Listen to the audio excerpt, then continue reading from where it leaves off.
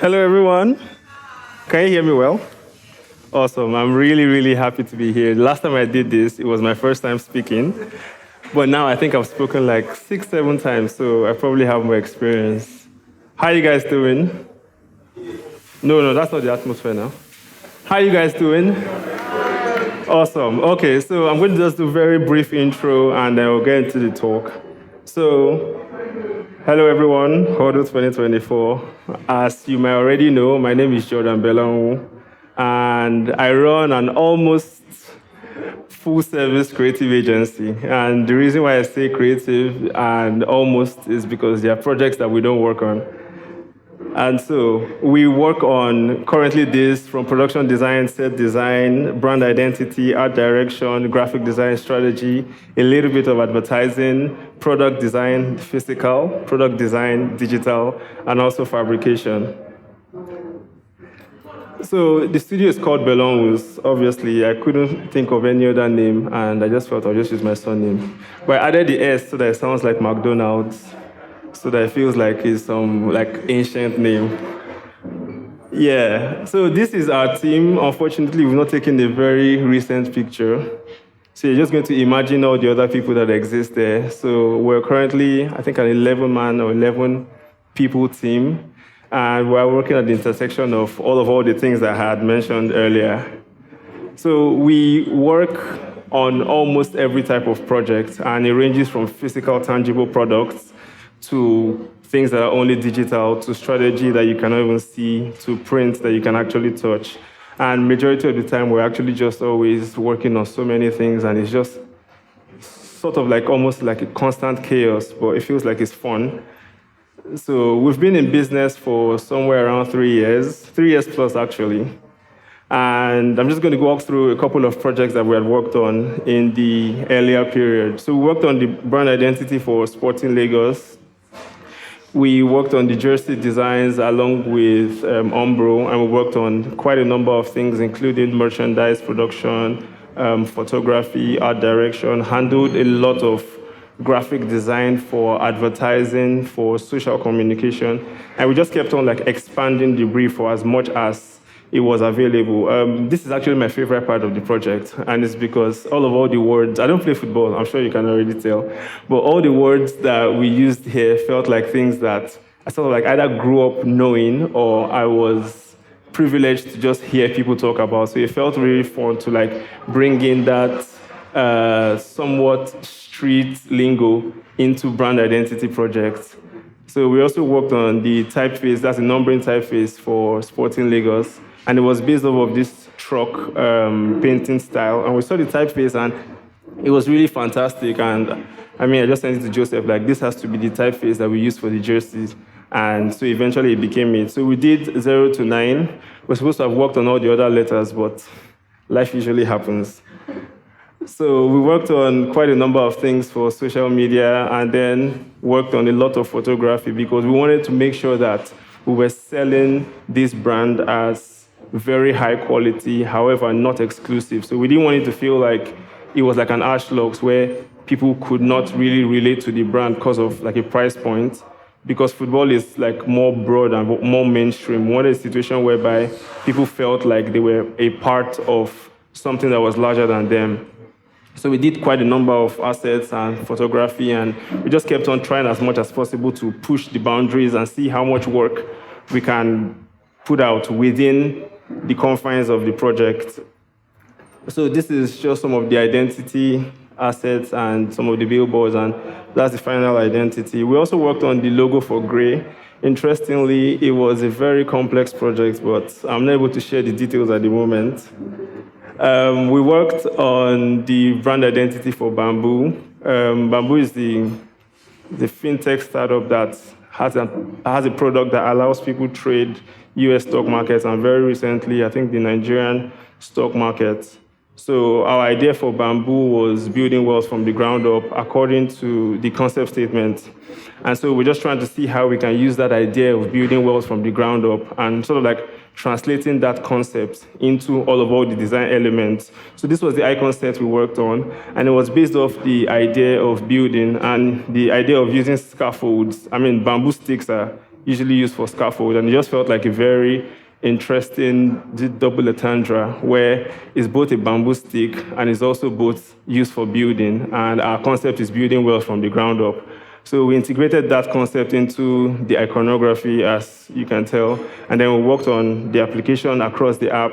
We worked on the layout system, and this is probably my most exciting part of the project, because when we're trying to work on this, it took a very long while. We were not nailing the layout system because it felt like we had done decent work. However, we didn't have a concept.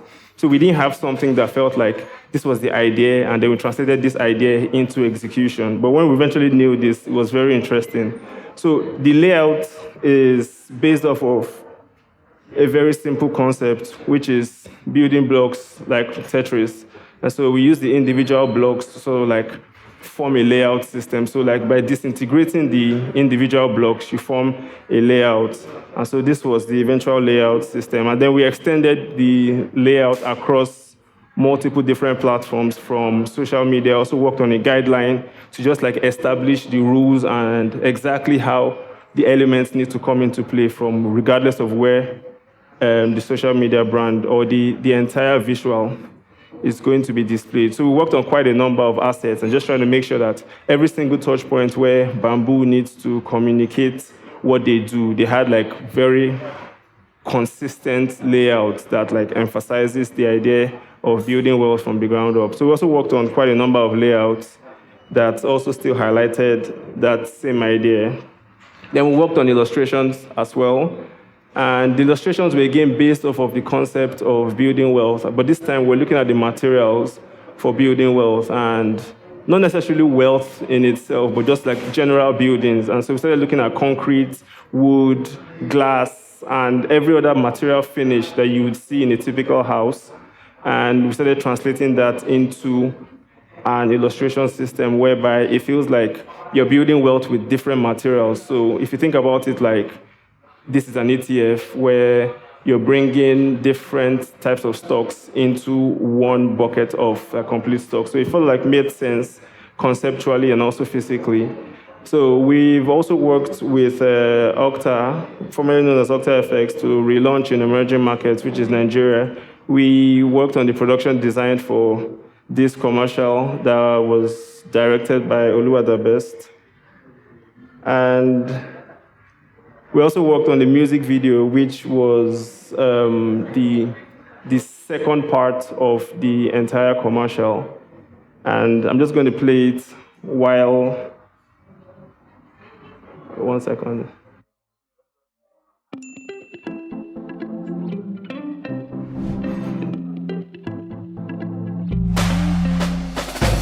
You got the world at your feet. Now you take control.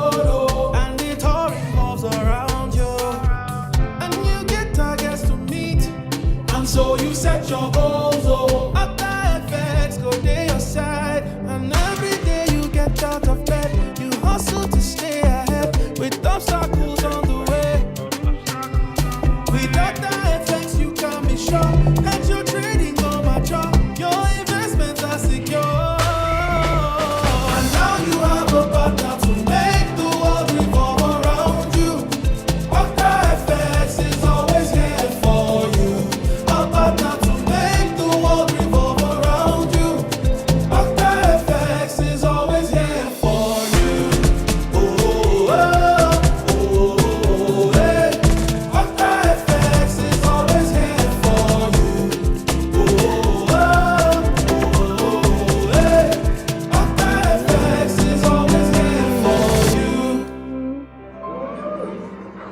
Yeah, so Dario will be taking on from here, and he's going to walk through some of the other projects we worked on for Okta.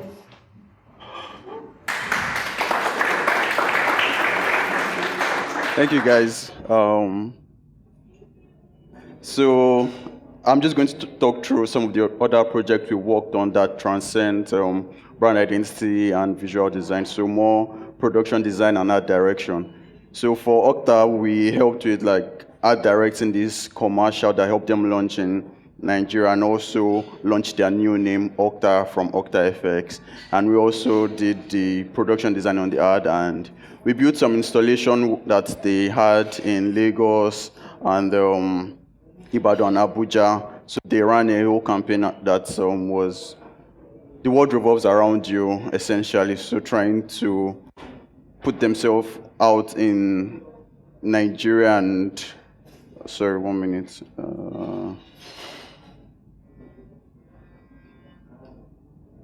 Excuse me.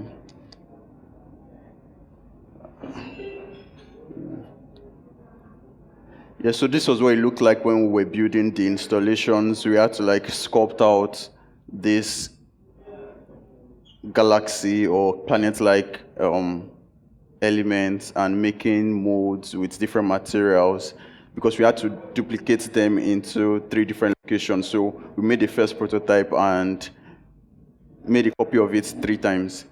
Then this is a kitchen we had designed for Maggie. So Maggie was doing a cook show rather, that was supposed to run through Ramadan period. So it was going to help people with cooking the northern and western meals. And they needed a properly functional kitchen that could also work as a set for the filming. So we had designed the layout for the kitchen and also thought about how camera positions would be. And we went into sourcing things that would typically be in the kitchen while still maintaining brand identity and what would look good on screen. And this was what the entire set looked like on screen. This series was directed by Oluwada Best again, and we did production design and art direction here. And this was what the dining set looked like. So everything in this kitchen, interestingly, had to work functionally like an actual kitchen, running water, running gas, electricity, and lighting. And this was how it started building with flatboards and this behind the scenes again. Amazing recipes for every taste and budget, where we bring out the amazing flavors in every dish in a way that only Maggie can, to make every iftar more enjoyable for all 30 days of Ramadan. Maggie Diaries' new season is showing every day, and everyone is welcome. Yes, so we also worked on art direction and production design for a music video with Carlo, and the video is called Phones. And sorry, the full video is on YouTube. But this was what the set looks like and how we.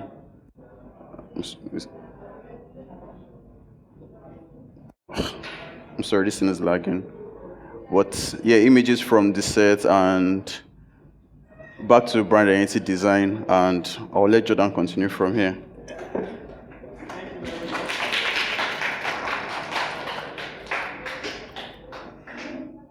Yeah, thanks a lot, Dari. We also worked on the brand identity for, I said what I said, and the idea for the logo was, if you think about it, like in the thing that I said, what I said is inside it. So an easy way to explain it is inside that your avian. Perfect. So the idea is, if I said something and the thing that I said is still inside the thing that I said, it feels like we're repeating the idea. So this felt like a very cool analogy for the logo, whereby the thing that I said is inside the thing that I said and is inside the thing that I said. So it felt like a really clever logo. We also worked on the poster and identity for Orange Bowl, which was a movie directed by Fred Works. What was really fascinating about this was especially the typeface. We were trying to make it feel like it was really liquefied and felt like it was made out of droplets of water on the floor, and like you take a photograph and it feels like those droplets of water form the orange bowl. So we worked on all of the graphic assets that were required for the promotion of the film, and also try to adapt that same concept of water and fluidity into the visual style, and also how some of the graphic elements are animated. So this is more explorations on what the visual looks like. So still carrying on that same fluidity that exists with water and just trying to see how we can translate that into typography and create almost something that feels like a system that emphasizes the idea of what the Orange Bowl is. So in the 3 years that we've existed, there's been quite a lot of learnings, especially, maybe not especially on my part, but I've learned quite a lot of things running the studio for a couple of years. So I just documented a few things that we've learned. The very first lesson is every project is for 3 sets of people. The first person is you, which is the studio. The second person is the client. And the third person is the next client. And the reason we think about it like this is, some of the time you're working on a project and that project, you know that maybe judging by the scope or the timeline, it's not going to allow us to do our best or really exemplify what we really consider to be the breadth of work that we can do. So we don't stop at where the client's money stops or where the budget allows us to stop. We make sure we push as much as possible, because your past client would never know that it's unfortunate that you had low budget, that's why you couldn't do greatness. They're going to always judge you based on what they can see. So even when we've handed over the project to the client, we usually go back and now trying to extend the project as much as we can with our own capacity. We did it with almost every project we've worked on, because we know that as much as the project that we actually put out and the identity for the client is important, our portfolio is also very important. And our next client will always judge us based off the last portfolio. So another example, another lesson I've learned is stay ready so you never have to get ready. Interestingly, it was Ebuka that posted this, and it was on the Bible app. And let me give you the backstory. So I was reading the Bible and I saw this passage that says, the plans of the diligent lead surely to abundance and advantage, but everyone who acts in haste comes surely to poverty. And in my head, I was like, haste, and clients always rushing. So I said, see why those clients that always need project ASAP is not good for anybody. So Ebuka replied me and he said, let me propose another perspective. And he said, what if your own years of diligence rather puts you at an advantageous position to successfully handle short notice projects? And I thought about it again. If you work anywhere in the film industry, you know that everything is crunch time. Everything that has to happen right now. For example, we have a shoot tomorrow, and things are currently going on right now as we speak. And so that kind of notion that exists with set design and the very fast pace, if you allow yourself to wait for the time the client is going to reach out before you start doing market research or trying to understand where to rent books or where to rent props from, where to get phone numbers of people that print 247, things like that, you'd really be under pressure. So I've learned that it's better off to think about it like you're getting ready while you don't even have the project yet. So I said that, so I assume that I have to work to be good enough for last-minute miracles, and that's exactly what I think the film industry is. So you say stay ready so you don't have to get ready. So so staying ready is doing the client's work before they even reach out. And this can come in multiple ways, like doing research, just trying to understand what currently exists and the easiest way to execute projects before the client has even reached out to you saying that they want to work on something. That way, when they reach out, it's almost going to feel like it's very light work. Another lesson is money is the root of all business. This is my favorite because backstory, I used to work at Bamboo, and I did some of the decks for Helium Health and Bamboo when they were trying to raise $10 million. Interestingly, I had access to so much data and so much information that explains how they wanted to spend the money, who was going to be paid this salary. But for some reason, I didn't care because I felt like I'm just a designer and my job is to just do design. So I never looked at numbers. I never looked at how they were sharing money. I never looked at things that if you're running a business, you should be really interested in. And so my regret was not studying the numbers because I feel like if I did, it would really help me understand how to negotiate budget and design budgets with clients. Because if you understand that this client has this amount of money to spend, and if they say that what you're offering is very valuable, then definitely they should be able to spend 0.5% of whatever budget they have. And so interestingly, I just did an example. So if a startup has raised $10 million, And they decided to spend 10% of that $10 million on marketing for 2 years, which I think is fair. That gives us around $500K per year. And so if they decide to spend 10% of that $500K on the first year on branding, that gives us $50K for brand identity. And so that $50K is 5% of their marketing budget for 1 year, and it is also 0.5% of their total raise. And $50K is $87 million, so that's a very decent way for me to think about actually working on brand identity projects. So now that I feel like we've sort of like hacked the craft in terms of understanding how to do the work, a part that I feel like is still something that we need to still press on is understanding the business. This Ashake video, I'm just going to ask people to guess the budget for this video.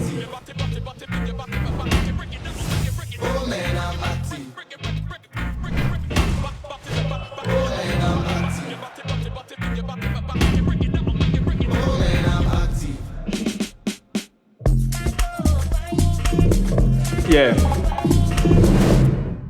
Any takers? Random guesses. I need people from the crowd. Say that again. $5,000. $25K. All right. Anybody else? $200K. Oh, that's very close. So the actual budget was $100K. And they did day 1, 10K, day 2, 70K, and day 3, 15K. So if you start thinking about creativity and the numbers that are attached to it, it sort of starts feeling very realistic because now you know that this particular project I'm working on is costing X amount of money. And if you're going to be charging anybody anything above $25,000, $30,000, say a Nigerian startup, there's a very high chance the CEO is in that meeting. But if you're going to do a project for like maybe $1,000, $2,000, the CEO does not need to be in that meeting. So if you really think that maybe out of this brand identity or design project you want to buy a G-Wagon, the CEOs need to be in the meetings where you're presenting. And so if CEOs are in the same meetings with you, it means that you need to really understand numbers from the standpoint of offering value, not just explaining the benefit of your work from the design standpoint, because only a very few, like a very tiny amount of people really understand the benefit of design. Some people consider it a thing to do when you have raised money. Some people consider it a thing to do because your competition is out-marketing you. So you need to really understand both from the standpoint of business and also the standpoint of creative, and just showing that this $25,000 I'm asking for is actually valuable both to me and to you. So it's among the few things that I've learned. I've been studying a lot of financial pages just to really understand this. So I'm looking at JKR's financial audit and just trying to figure out what their profit for the year was, what the tax on profit was, profit before taxation. I also look at Pentagram. And interestingly, all this information is on the internet. But again, as a designer, you would never really think that you're supposed to be thinking about the things around money, and you focus on things like craft, which, I mean, I don't think is bad, but it gets to the point where craft conversations are no longer what moves the needle, because you're speaking to people in like very high authority and they need to know what are the numbers. If I'm going to spend this on my brand identity, I'm going to spend this on my project, what exactly am I getting in returns? How is it affecting the bottom line? And things like that. So did a whole lot of studies, and interestingly, all these things are on the internet. And Wyden and Kennedy's documentation and financial statements is also on the internet. Koto, one of my favorite design studios, also have a lot of the information on the internet. Lesson 4, which is something that I'm really excited about, is I think that we're finally good enough. And what I mean by that is, for a long time, both in my career and in the studio's career, it always felt like we were trying to get to that bar where it feels like we can compete globally. And so that constant effort of continuously trying, where you're not exactly sure because all you have to show is the work, and all you see is the work from other studios. You don't see things like maybe what the strategy was, what the process was. So you cannot really measure anything except the quality of like the final output. But remember the bamboo layout system we designed in 2022? So which was this, the idea of building blocks. Wyden and Kennedy designed something very similar for Upwork, and it looks like this.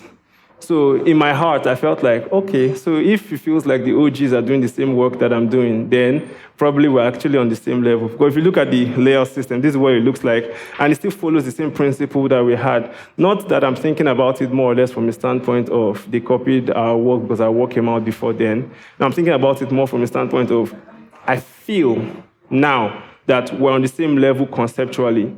Now, everything else that will remain will be budget and lifestyle to match. But if it's in terms of quality of work, I know that we can go head to head. And I think that that's a very interesting thing from my standpoint, because if you have the kind of limitations that exist in Nigeria and you're consistently reinventing your craft to the point where you feel like any project that comes out, you can really analyze the impact and compare the quality of your own work versus the work that goes out. I think that's a very brilliant place to be.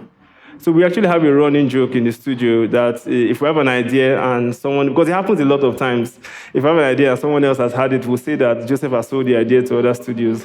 It's just a thing that we do, and the more we do it, the more we realize that we're actually in the nick of something, because many times we work on something, and obviously if you know how brand identities launch globally, you would never hear anything about it until the day it launches. So there's no way we would have heard. However, we arrived at the same place. So it means whatever journey that is taking global studios that are doing very exceptional work is still the same journey that we're taking. Probably we're just trekking and they're entering Uber. So another lesson that I've learned is be ahead of the curve. And this one is something I'm really interested in, because the world moves really, really fast. And if you're not able to catch on to it, it feels like you're going to be left behind. It was 2019, and a Lemonade insurance company, I think in the US, was dipping everything in pink. So their strategy for social media was to just dip things in pink, and it feels like you're covered by Lemonade, because Lemonade insurance covers whatever else you have. And so they did this for a very long while. They were dipping things like MacBooks and toys and refrigerators and very large things to emphasize that idea of you're covered by Lemonade. And it was really interesting. They had a lot of followers doing this. But what was even more fantastic for me was that other brands also did it, like Klarna did it. And some of the time I think about what are the chances that a Nigerian studio will be able to work on something, or a Nigerian company is going to approve, say all our entire social media is just dipping things in pink paint. It wouldn't feel realistic. So because of how I'm thinking about how difficult it might be to execute things like this with Nigerian clients, I remember that was 2019. And if you're really close with pop culture, or you really follow what's going on with social media, and if you're quote unquote chronically online, you'd realize that fashion brands are some of the closest to the future in the way that they position, the way that they put out their content. This is one of the most fantastic things I've seen recently, is the Jacques Gibbs.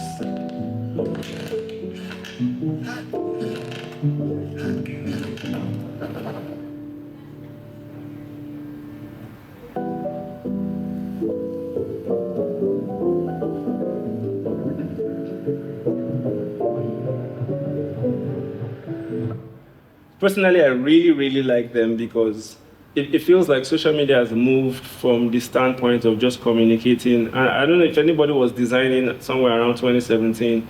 The typical brand guideline for social media is logo on the top left corner, a large headline that says what you're trying to explain to the customer.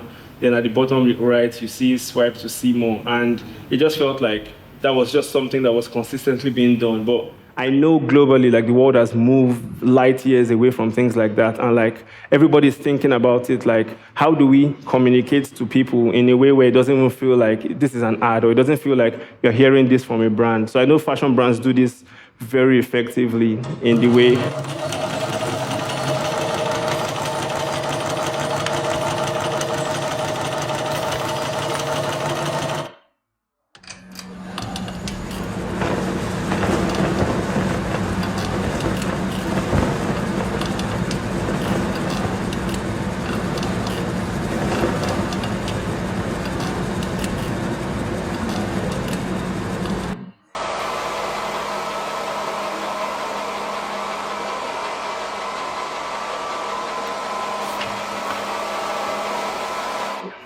So if you really think about these things, they're difficult to explain because they don't really make sense. but you realize that social media has been moving very graciously towards a place where a lot of people just want to look at things like you don't even need to understand what is happening. It just needs to look good or just needs to feel good. And Danny Coyle, the global creative lead at Burberry, said that, so this is some of the work that they had done. And again, you notice that it's in this same category where you don't really understand what is really happening,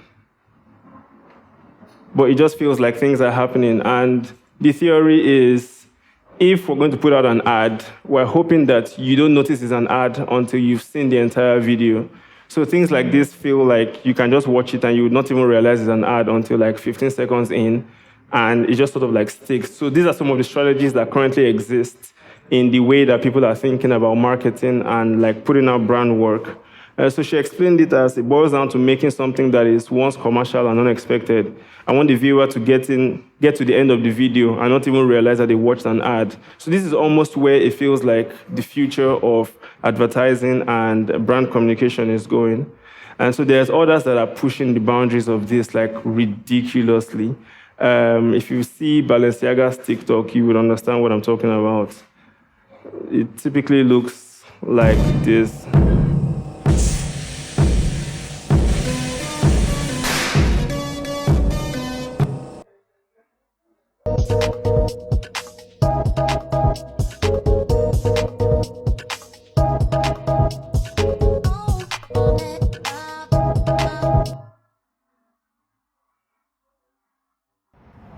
Am I real? Do I exist? When the screen turns off, will I be missed?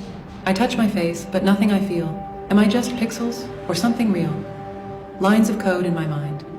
Is this all I am? I change my clothes, but questions persist. Am I just code? Am I...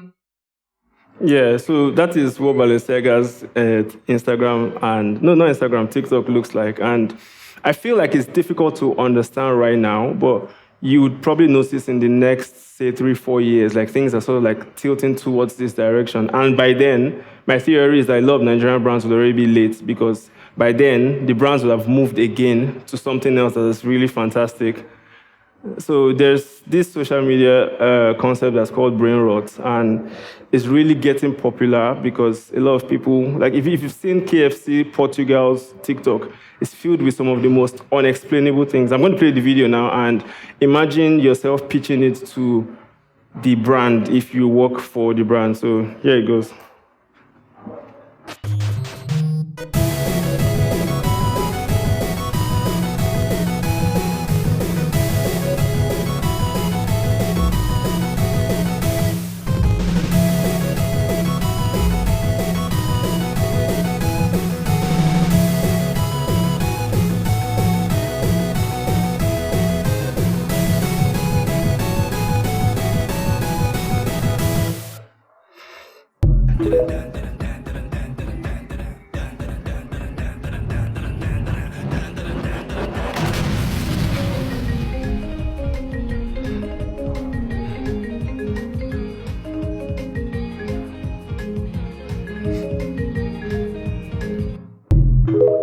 Yeah, so those are some of the things that are currently existing, and it feels weird, but I want to believe very strongly that it's going to become what we're going to see for a large portion of what social media is going to be. By the way, it got 1.4 million views, and so people are very avidly following and liking things like this. So it feels like designing for the next generation of people is going to be really difficult if you're not in this world, because you would swear by every single concepts that you've read, all the education that you have, that you know that social media is for communicating what the brand does and putting the brand in the best light. This looks like the worst light. So how would you be able to convince people that this is something that is becoming the future, quote unquote? Seems this has disconnected. If you know Nutter Butter, you know that they also have this kind of principle for their TikTok, and it's very, very wild. It has 10 million, 5.1 million, and 10.3 million views. I'll play.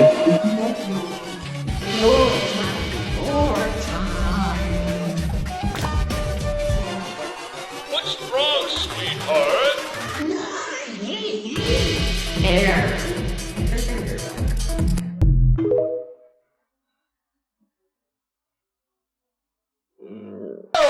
Diana. Diana.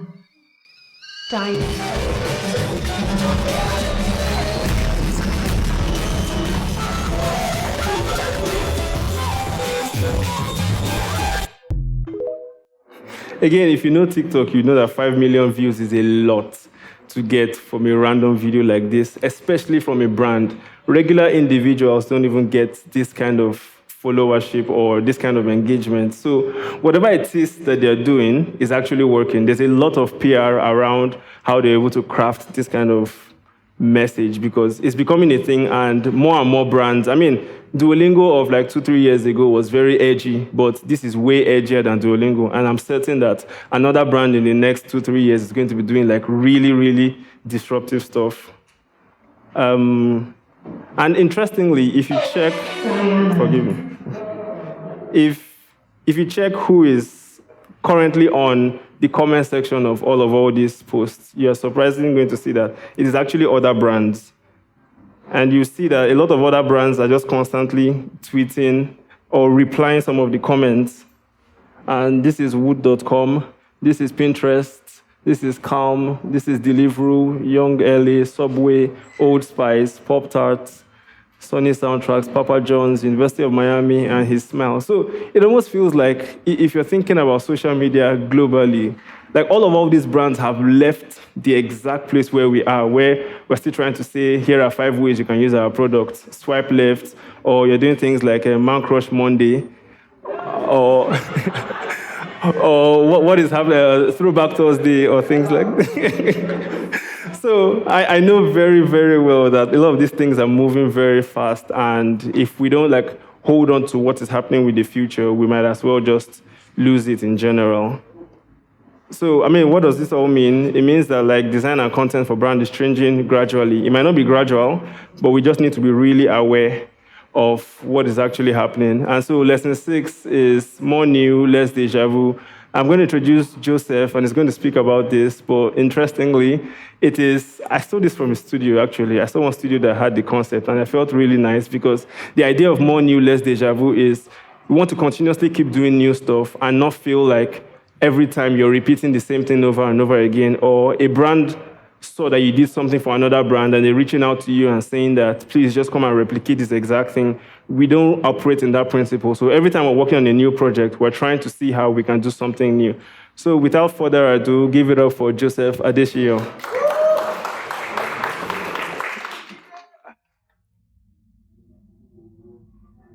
Hi guys. I'm super excited to be here. And I'll be taking us this particular project that we did for Onboard. We did it earlier this year. And for me, it's very exciting, and I just want you guys to follow me on this journey into Onboard's identity. So Onboard believes that digital money is the future of money and finance, right? And they're trying to create this infrastructure that helps people get easy access to financial services that helps them to achieve their maximum financial potential. So yeah, I'm just saying all that to say that Onboard is a crypto platform, right? Digital money is crypto. And they came to us because they were trying to scale outside Nigeria and reach more people.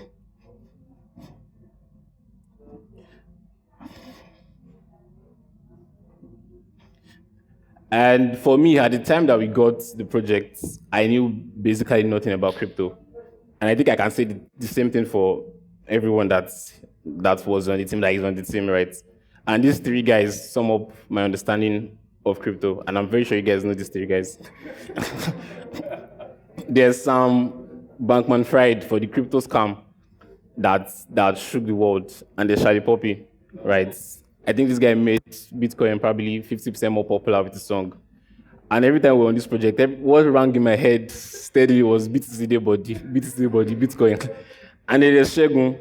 I think we all know Shegun actually, because I think we all have Shegun in our lives. Shegun is that guy that posts crypto stuff on WhatsApp. He's that guy that you grew up with in when we were young, right? And now he's done with uni, and everything he does every morning is 1 BTC available, 2 BTC available. So, to be honest, this was my understanding about crypto. And a lot of us didn't even know about crypto, right? We're dead guys. Nobody's doing anything interesting in the studio.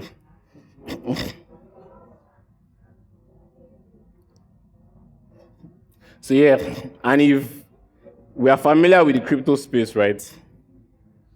I personally think that there's a lot of jargons in crypto, and even our clients think so. It's a lot of HODL. This is one that annoys me the most. Like, why we change the word hold and turn it to HODL and still tell us that it means hold? Like, it doesn't make sense. Like, a lot of these words, you have HODL, you have off-ramp, you have on-ramp. Sometimes I'm just scrolling through Twitter and I'm seeing someone talking about hashtag SHI, it has dips, and I'm like, what is this again? Like, what are you guys talking about? So, there's a lot of jargons in crypto, right? And that was one of the things I wanted to solve, right? I wanted to solve the fact that crypto didn't seem accessible to like people like me, to people like we that were on the team. So starting off this project was actually first starting with some sort of self-reflection. So why would someone like me that has heard about crypto wouldn't want to jump into crypto? And it's basically because crypto didn't seem accessible, right? So we started to think around Onboard as a brand and what Onboard has to offer. And in the grand scheme of things, Onboard is less of crypto. Even crypto itself is less of the technicality of crypto or like Ethereum and all those things. It's more about people, right? And it's more about helping people to achieve like their financial goals. So, for instance, Onboard helps people to easily save, spend, and grow their crypto assets, so they can easily spend it wherever they go. There's no limit of the normal currency, right? So that's what Onboard does. And for us, we took that core concept of the fact that crypto is about advancing the lives of people, right? It's about taking people from wherever they are, like in their financial pathway, like financial journey, and helping them to get to a better place, right? Increasing their finances.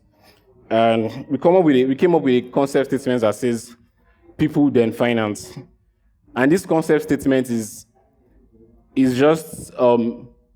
revolving the concept of finance and crypto and centering it on people. Because we think that the technical jargons that exist makes it not accessible to people. So if we want to reach people, then we need to make it about the people. I don't know if that makes sense. But yeah, that was the concept that we came up with.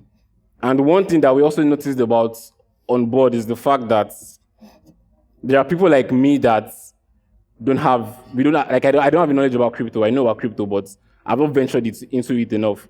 But there are people that they actually know about crypto, right? They are very, very vast when it comes to this. So we need to cater to this broad range of people. We need to cater to people that don't know about crypto. We also need to cater to people that actually have knowledge about crypto. We also need to cater to people that have probably done crypto at some point, but got their hands burnt, right?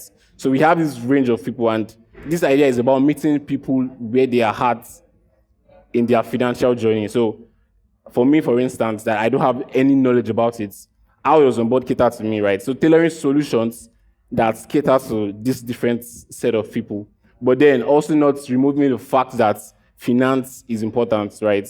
But that's not the most important thing. It is the people that finance is helping. So yeah, I'll just keep this part. And this is what Onboard currently looks like.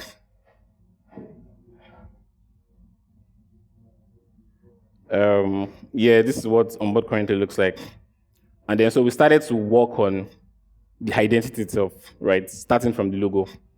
And for the logo, we tapped into like two concepts. That's the concept of the name Onboard and the concept of people, right? So if you get aboard a train, there's the expectation that the train takes you from where you are to a destination that you desire, right? So there's no expectation that when you get on a train or you get aboard a plane, right? You don't want to be static, right? So it means that you are going to get taken from a particular point to another particular point. So it's that concept that centers around the concept of Onboard, which is the fact that there's an inherent expectation of movement when you get the word Onboard. For instance, if you get into a new job and you get onboarded into a new job, there's that expectation that the job is actually taking you further from where you were before to somewhere that you desire to be, right? And that is one of the concepts. And also the concept of people. So it's about propelling people from a particular point to another particular point that they desire to be or that they are meant to be, right? So we started to look at things that exemplify this idea or that captures this concept. There are a lot of things that capture these concepts. It will be a car, for instance. It will be a train. But this particular... Sorry, I'm trying to play with the... But this particular, or like this set of memes sort of caught our attention, right? There's this intriguing concept of motion that is attached to this springboard. There's this moment of pause, and there's this feeling that comes with the springboard. It's always ready to like take action. It's already ready to propel whatever is coming on it. And then there's this moment of rest. And for us, that was so phenomenal. Like, we just felt like this actually spoke to what exactly we wanted to do for the logo. And we went on to create what I think is the most active logo in modern design industry, to be honest. And you guys will be the judge. Hey. Yeah. So this was the logo that came up for Onboard. And it captures that idea of propelling, right? We're taking people from a particular point to another point. And one thing I love about this logo is that this logo is not one of those logos that just ends like a video. It can be active. It can be active in a particular setting. So for instance, imagine an ad where you have a lot of movements, people are rushing, everything's happening, and you have this pause, and then you just have the logo coming, that suspense that happens between that movement and the moment that the logo enters. I think that creates some sort of intriguing suspense and idea. So this is the logo in actual use, in motion design. So, and this is the lockup of the logo, paired it with a sans serif type. So yeah, so we had gone on with the project, we had gotten to this particular point, and then there was like an hard reset. Because we were ready to change the world with our layout systems, going to do some of the maddest designs you've probably ever seen. And then we were scrolling through Twitter one day, and we saw that our clients, or like the clients, they've done a pivot. I mean, see, they're talking, this was the very first profile, talking about storing, investing, converting your local currency to whatever. And then you have this very gibberish thing, which is why I said about crypto, right? You have a lot of gibberish words. Onboard is a global P2P protocol that allows anyone, anywhere, get on chain. Like, where do we start from? Global P2P, waiting with that. On chain, waiting with that. Like, so at this point, we were very, very infuriated, trust me. And we were like, what the heck? You guys changed your entire product offering. And nobody's like, no, we didn't. We changed some positions, but our values remain the same. This is actually a reference to a political joke, but then, he says, well, then what is this on-chain thing that we are seeing on Twitter? It's nothing, we are the same hold on board. But trust me, as you guys can imagine, like, it changed a lot. This was not actually the conversation. But this was the conversation I played in my head because there's no way we'll communicate with the client like this. Instead, we have these long threads of conversations trying to tell the client that you guys changed this thing, and they're saying, no, I believe this is still very much applicable. And we were trying to like type a lot of things, just trying to like explain why we thought it had changed. Because as you guys would expect, it changed a lot of things, it changed everything, to be honest. And I want to play this video. Sorry.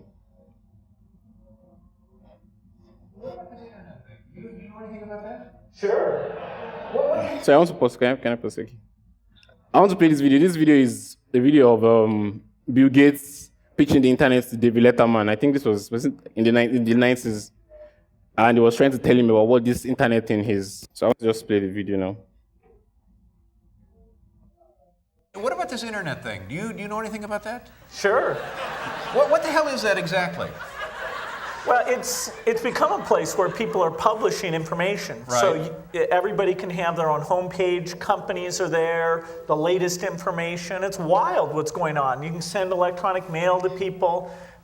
It is the big new thing. Yeah, but it's easy to criticize something you don't fully understand, which is my position here. Go ahead. But I can remember a couple of months ago, there was like a big breakthrough announcement that on the internet or on some computer deal, they were going to broadcast a baseball game. You could listen to a baseball game on your computer. And I just thought to myself, does radio ring a bell? You know what I mean? It's just... Yeah, I mean, video is wild down because who would ever think that someone ever thought the internet would not become a thing? Like, it's wild. And David Letterman's reaction to Bill Gates was our exact reaction to what the clients told us on-chain was, right? Bro, it was wild. Like, I could not even understand anything that the client was saying as at the point where they were talking about on-chain, now it's the next big thing. This Web3 thing is going to change the world. It's the next revolution. But trust me, the client speech was very convincing. I would probably have taken all my money and poured it inside Web3 because of the way the client was pitching it. But I mean, this Tinubu's regime, your savings cannot even buy a bag of Gary. So yeah, we have to come up with a new concept statement, right? A lot of the work that we had done at this point started to feel somewhat irrelevant, right? Because now Onboard is catering to a wider audience. They're not just creating to people that want to deal in financials. They're now targeting a set of people that want to build like apps on chain, creatives that want to like create content on chain, just this broad range of audience, right? So now, yeah, what is on chain? But trust me, one thing I liked about this project and the clients was the way they believe, or like it's the way they believe in the product. I really think that the passion that the client had, they really believe that this project is going to change the world.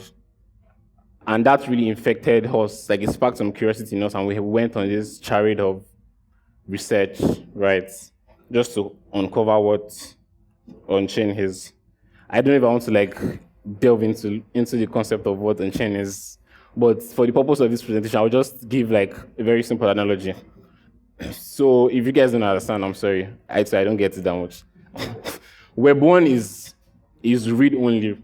So if you think of, so let's imagine this place is a library, and I and Jordan were to walk into this library.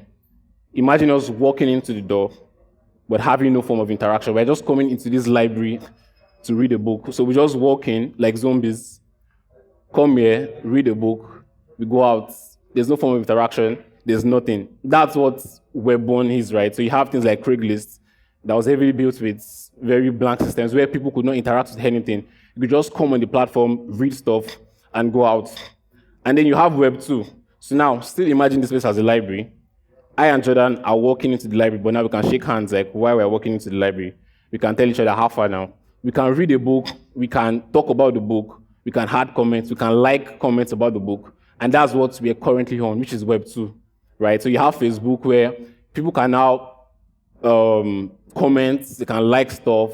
You have Facebook, or you have Instagram, so you have TikTok where people can interact with content. So that's what we are currently on, which is the Web 2.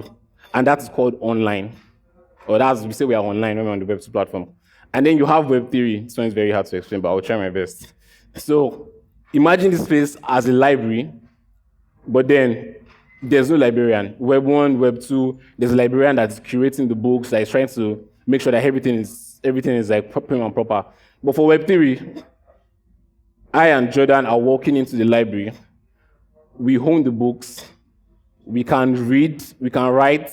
Jordan has access to what I'm writing, and he can actually probably like engage with it too. And now, and one major offering of Web 3 is ownership, right? So for Web 2, people don't exactly own their content. So for instance, if you publish your content on YouTube, YouTube has a particular cut when they're like generating revenue. But what on-chain is promising is that you have 100% ownership of your content. So whatever it is that you're doing, you're able to like monetize it 100%, right? So that's like one major offering that Web3 is offering people. I really hope I was able to explain it a bit. So, but I have to explain that so that you guys could actually understand the new concept statement that we now generated. We first had this idea of more, right? So what's on being on chain is promising you is you have more ownership, you have more value, you have more community, you have more opportunity, you have more freedom, you have more metrics, right? So that is like what we were able to streamline all the research that we've done like into a particular idea, which now brings me to the concept statement itself, which is there's a radically better creative reality on chain. We will get you there. I know it's a mouthful, but yeah, it's this concept of trying to tell people that being on chain is better than being online, and that Onboard is going to get you there. So on chain is the place, Onboard is the means. Onboard is that companion or that guy that helps you move from being online to being on chain. So yeah, on chain is greater than online. So one thing that we needed to solve for is the abstraction that comes with the word on chain. It's just the same way a lot of us here were probably confused when we had the word on chain, right? And that was the thing that we also got stuck on. How do we resolve this on-chain word? How do I tell a canario that doesn't know anything about on-chain that this is what it actually looks like visually? Even though you might not be able to get it, but we need to communicate it brand-wise, right? And then we started to think of one defining approach that we can take and apply across board. So one thing that we can take and apply to typography, we can apply to like social media systems, that we can apply to motion, and you would actually still see the roots of what we're trying to say. And this is what we were trying to solve. And then we stumbled on this idea. We realized that on-chain and online, they both have similar prefixes, or they both have a similar prefix, which is the word on. And if you interpret that literally, it's like you're online, you're on a line. And then if you interpret on-chain, it's like you're on chain, it's like you're on a chain, right? So that really, I got some take over from Drake with these metaphors. But yeah, so that really struck a chord with us, and trust me, we're mind blown. We're like, bro, this breaks the ice. This is it. This is it. Let's go all out, right? So we started to chain words, but we're chaining words literally. And don't forget that we are moving people from online to like on-chain. So there's this transition from a single line to multiple dashed lines. So we started to play around. This brings us to my next point. Please let me do some small motivational talk. I'm sorry. But yeah, there's this thing that Brian Collins says. Brian Collins is one of the creative directors of Collins, he and Lesland Marshmeyer, which are like the guys I really look up to currently. And he says that never leave serendipity to chance. And he also says that unintentionality, hey, I know correct this thing. Unintentionality is the real secret of creating interesting work. And I don't know if it's just me that it happens to, but there's times where I'm designing a poster and I happen to do like a sudden shift of, let's say I'm creating a poster of multiple boxes, and I do a sudden shift of a particular box, and I realize that what I just did now is better than all the things that I've been racking my brain around for like 5 days. And I was like, where was this? Why didn't I land on this particular idea right from time? And then when I build on that idea, I see that it's way better than everything that I've done. And it's that concept of actually bringing serendipity to the work that we do, being open-minded to unexpectedness, right? Just playing around stuff, playing around stuff a lot more. And that was what we did with on-chain, right? So we're thinking of things literally before. But the more we played around things, we realized that we could actually get something that was more flexible. So what we did was we started applying the physical properties of a chain to that dashed line chain that we had created. And we just achieved a very flexible, dynamic system. So for instance, if you take a chain, you can do a chain like this, and it dangles. You can do a chain like this. You can compress the chain. You can do anything to a chain, And we solved that particular problem, and now we saw that we could apply this single approach or this single particular idea to just anything. And this is one device that we got, right? So it's this idea of multiple blocks that makes a chain, very similar to the blockchain. Another point for me. So yeah, I need a feature. But yeah, it's that concept of actually like a chain. So we connected boxes, connected elements, and community and connection as a brand device. And like I was saying earlier, one thing that is very central to the blockchain is this concept of community. Like we have a lot of people that are actually controlling the blockchain, but there's no central ownership, even though there's individuality where people can own stuff. So we came up with the connection, like community and connection as a brand device. And then this is what that looks like. So you see, people chained, right? It's a link. It's people are on chain. People are on chain.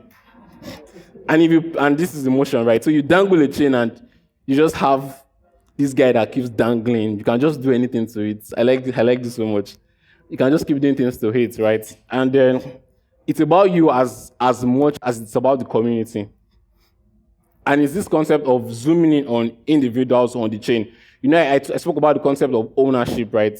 So as much as it is built on the community, there's this sense of ownership where people can own stuff individually. So if you zoom into specific parts of this chain device, you just have things that you can use for just anything. So this works for social media, it works for layout systems, it works for just anything, right? And then it's also an invite to come on chain. So if you leave empty boxes, it's like when church says that we have reserved the seats for you, right? So it's like these empty boxes that is basically telling you that you can also be on this chain. So come on chain, you can be on chain. And then, yeah, we named the device relay, like relaying stuff. We are relaying people from online to on chain. And then this is practical use cases of the relay device. You can use the device to hold images. You can use it to hold typography. You can use it to hold type and image. And you can use it to hold like simple graphics. And this is like a use case of it on like social media designs. And for color, I won't dwell too much on color, but on-chain is a place, and we are telling you that on-chain is a radically better place. So it means that on-chain is more exciting, more vibrant than where you're coming from, which is like being online. And in our conversations with the clients, most times when they're communicating this on-chain concept to us, there's a lot of energy that they communicate it with, right? There's, even in the references, you can see that they're not thinking of on-chain as this very simple, like monotonous place. So we wanted to communicate that vibrancy, that energy that we think exists in the on-chain space. And that was that supposed to look like. So we have this very, very colorful palette. But one beautiful thing about this palette is that as much as it feels like there are a lot of colors, we try to pick colors from the same family. So we have the orange, right? And then you have like colors that look like orange. But we didn't use the regular tints and shades system because we felt like that would have still caused some sort of monotonity. So we have different colors, green, blue, and we're able to like, achieve this. So for typography, it's still based on this concept of everything on chain. And like, just chain anything chainable.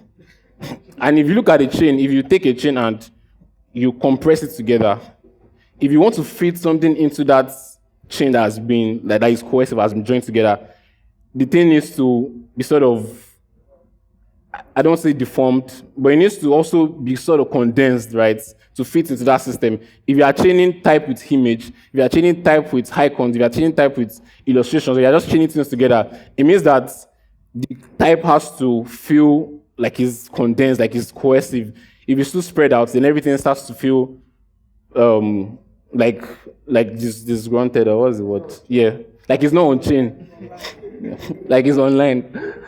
Yeah. So yeah, chain anything chainable. So this was like the first particular rendition of what we tested with typography, where we're trying to chain illustrations with image, with type, and then we landed on Midnight Suns. Midnight Suns feels condensed, it feels like tight, it feels like something that can fit on the chain, like visual language, right? And this is like an application of typography. So see us training type around like images. So imagine we had used a very widespread font in this use case, in this particular use cases. It wouldn't have felt cohesive. So this is one of the applications of typography. And then you can also see us still training type around cutout images, right? So Midnight Suns helps us to achieve that cohesion that we wanted with devices being on chain. And also like Midnight Suns has this rounded edges that complement the roundedness of the relay device. So everything just made sense. And then we wanted to select a secondary typeface. We felt like Midnight Suns was helping us to communicate with like a loud confidence. And then we needed a typeface that sort of spoke with maybe a little bit more quiet confidence, right? And we tapped into this Apple ads from way back, because to us, Apple represents that radical change that happened in the 90s and the 80s. So just like reenacted that spirit of radical change from back then to like this present time. But then we didn't want it to fall into the trope of trends where people are picking vintage serifs and just using it for posters.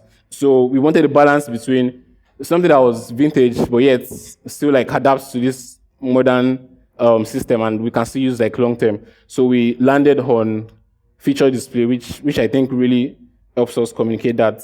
And this is like an hierarchy system that's showing Midnight Suns in use, showing what's the name of this one? Feature display, and also showing the body copy. So for illustrations, we decided to think of what could be on chain, right? So if you take a chain, like if you literally take a chain and look at the chain, what is on that chain?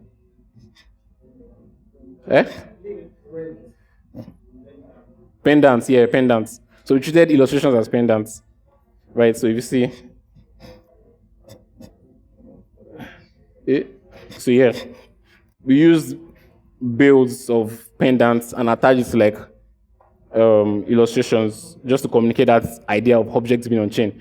And if you stack these guys together on a chain, it represents the idea of more on chain. I don't know if that makes sense. And then we're also like developing other forms of illustrations that still communicates this idea of objects being on chain. This is also still work in progress, like 3D digital juries kind of illustrations. So yeah, for iconography, we tapped into the logo that we had designed. I mean, I'm even meant to come back to this logo, but because we designed this logo when we were on the People Then Finance concept statement. But luckily for us, well, I think it still fits into the concept we're trying to like communicate, because we are literally taking people from online to on-chain. So it's still that same idea of propelling people from a particular place to another particular place. So luckily for us, it still fits into the system. And because it was very much attached to the name itself, Onboard, coming on the platform and getting propelled from a particular place to another particular point. So that makes sense. So we just tapped into the visual language of the logo to create icons that have the same characteristics. So you have like drop shadows, you have the same line width, and yeah, you have that. And this is the icon system. For photography, this photography bits, we had dreams, bro. But budget said no. And I feel like this photography was Jordan's baby, was the way he was pampering this photography, because we had done multiple documents. We had done like 90-page art direction documents, because the client had promised us a particular money that they were going to like dedicate just to photography. But then it's like every time the client wakes up, it's just like, Jordan, we have to cut this thing. And he kept cutting it till we could not even do anything with the budget. And then this is just a GIF. Sorry. The budget and our photography dreams. Interesting smackdown. Yeah. So for the photography, we then needed to sort out or look for stock imagery. And this is the concept that we use: people, places, and community. It is people that we're getting on chain. We're getting people from anywhere, which is places on chain. And on chain is also made of this community. So it's not something abstract. It's not just some people in a digital hair. It's actual people that connect in the real world. So we connected that idea of photography to to this. So it's people in the best version of themselves. You have places, and then you have like communities. But then we also wanted to communicate the product, the Onboard app, in a way that it felt like something on-chain. And I'd explained that the on-chain world feels vibrant, right? Feels energetic. So we started to look for ways that we could do that, and we came up with a formula that says hand-holding phone, stylish jewelry, creative nails painting, and maximalist phone cases. And we're able to get at least some money for this particular shoot. And these are like the pictures that we shot for the Onboard app. So yeah, I just want to show how everything all comes together. So we have this particular bag mockup where we applied the logo as a pendant. Then the lockup of the logo and type. And yeah, this logo that I think is, once again, the most active logo in modern design history. Yeah, and then just motion showing the video, the typeface that we selected for Onboard. And then, yeah, motion for the icons.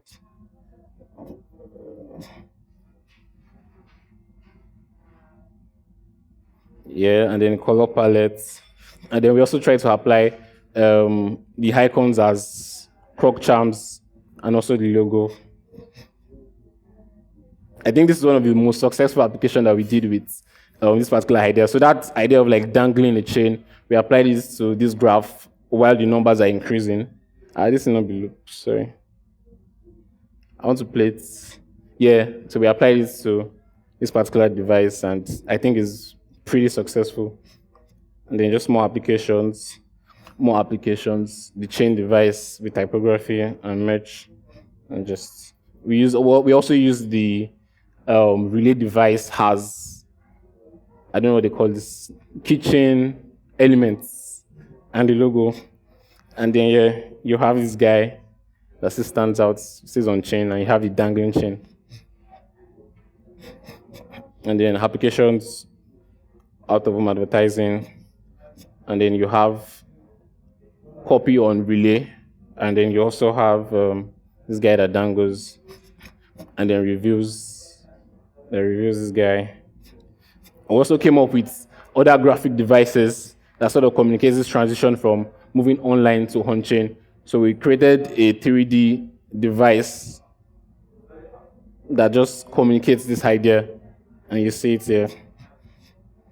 And yeah, another application of the motion, merch, out of home, social media application of type and imagery. This guy no play. So slow, sorry.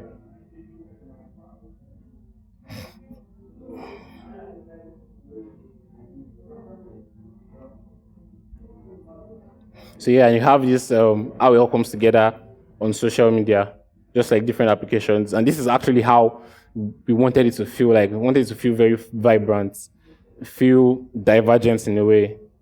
And we think we're able to achieve that. Just more applications. This application of the relay device or the chain device that we did on actual lanyards as patterns. And then yeah, you have the Onboard project. And we have feedback from the clients. I've never been this excited about dash lines and chains. I smiled when I saw the hunt. Love how the chain is very versatile. I really love the pendants. The on-chain visual concept is simple yet incredibly powerful. And yeah, you just have these comments from the clients. They really like the project. So yeah, here comes the final page. But for me, one thing I really like that we're able to achieve is we're able to achieve something that feels very divergent. Because one thing I've noticed with the design space of recent is like there's a particular pathway to designing stuff. So once you have your idea, you just take the typography, do like a plain design, put the typography on the side, put logo on the side, put iconography or illustrations. But I think we're able to like break the boundaries of what brand design is, and we created this very flexible, divergent, but like very conceptual design language. Thank you, guys.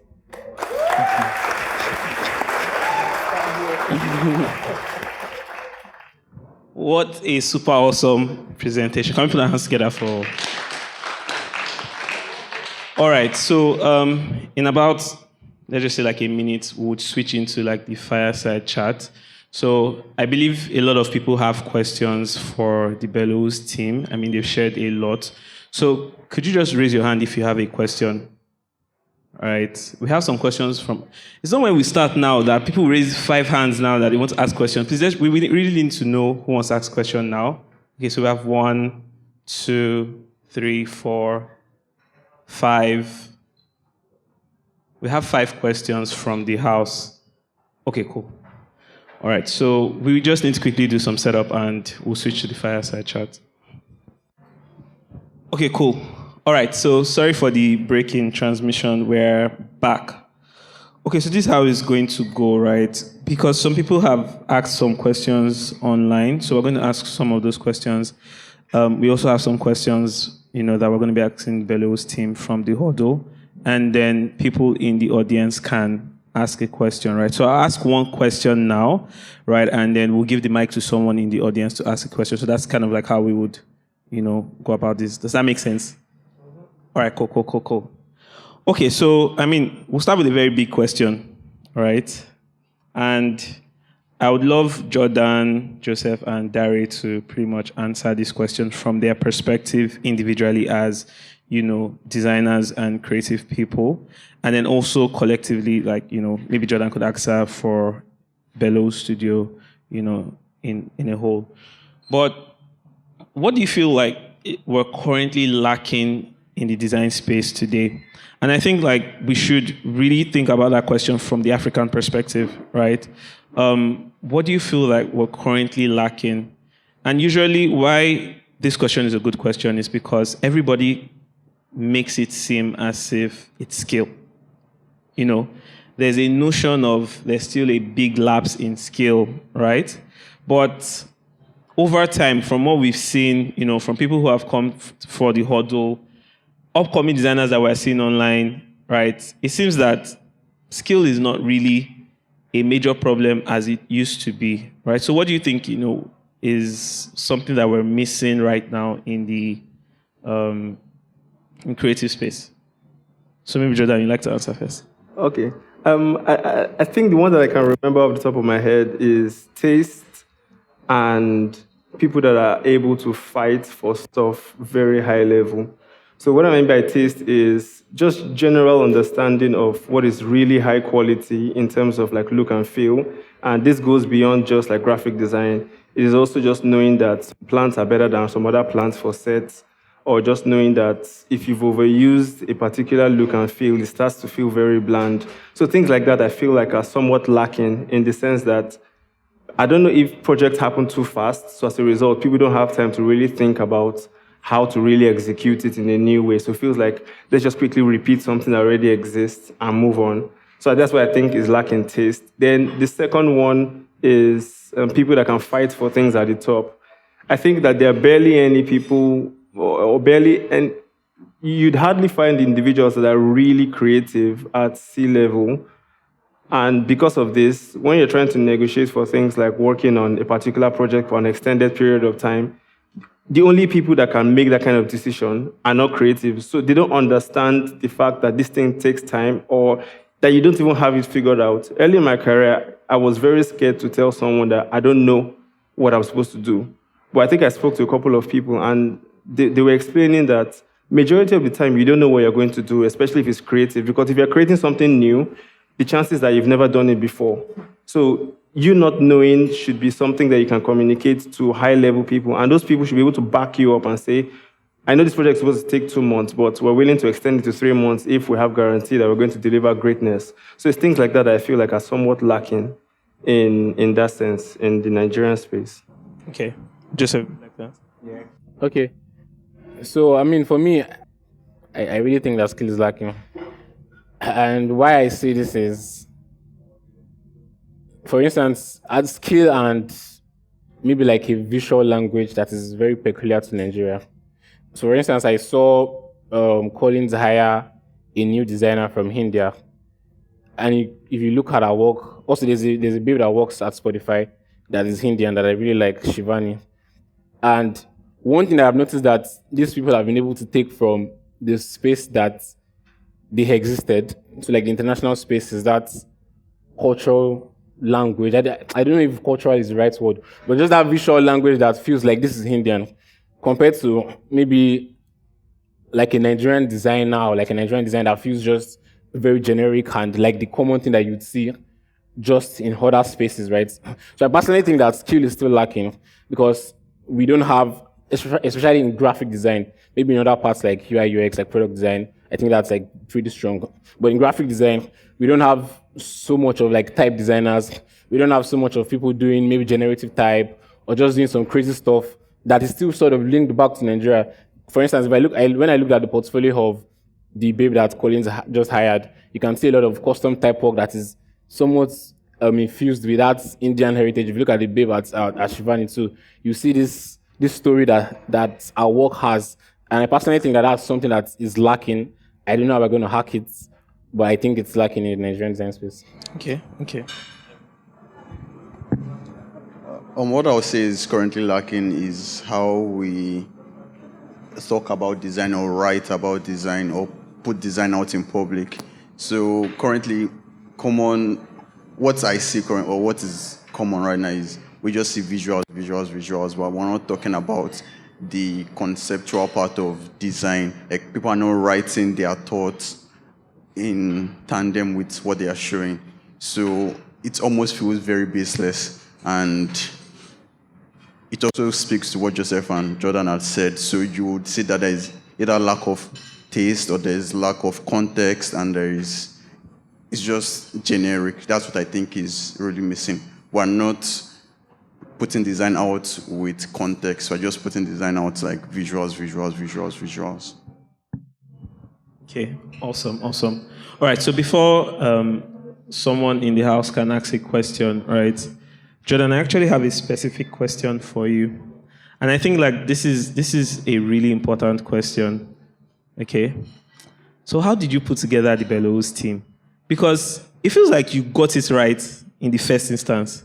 I mean, people that have tried to start, an agency, especially a design, studio, right, will tell you stories of how they've gone through different designers, But it seems like you just found a way to just find the best guys in everything, right?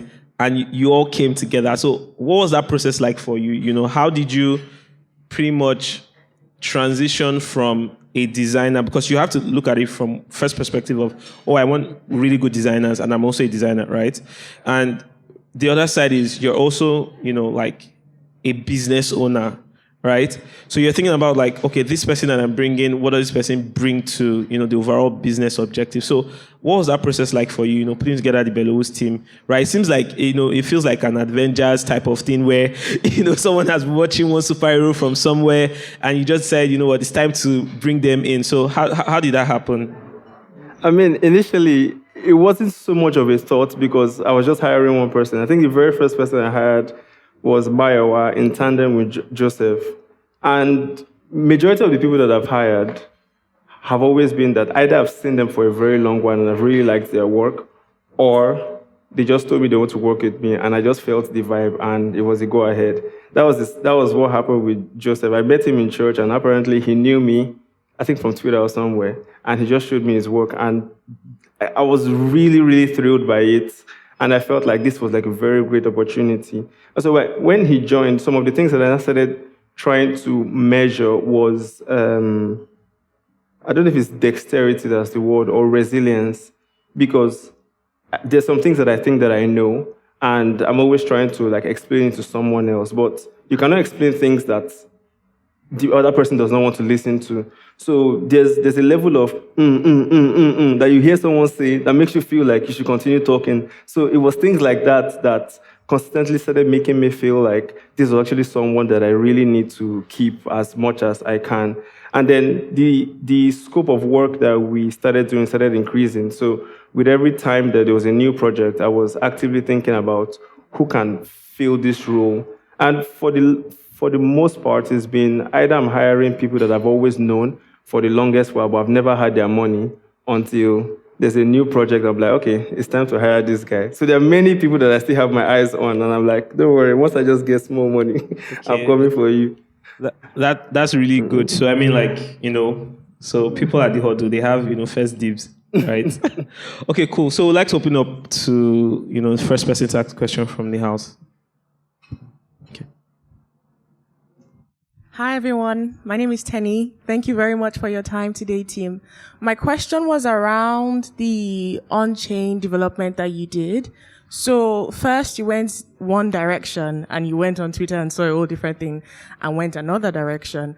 And I'm curious about the money conversation. So how did that go? Because you had gone quite far the first time, and then you had to, walk back and start a whole development all over again. So I'm very curious how you manage changes with businesses when it comes to, that angle. Thank you. Okay, I think I'll be in the best place to answer that. So in the contracts that we share with the clients, there's usually a caveat that says that if the business offering of the client changes significantly after, I think, 10 days of initial agreement, we can bill them afresh. However, like Joseph was explaining, the amount of vigor that they came with explaining the on-chain concept felt like, even if we want to start having conversations around, you have to pay us more, we felt like it was more important to sort of sort out the work itself and sort of keep room for opportunity for money conversations.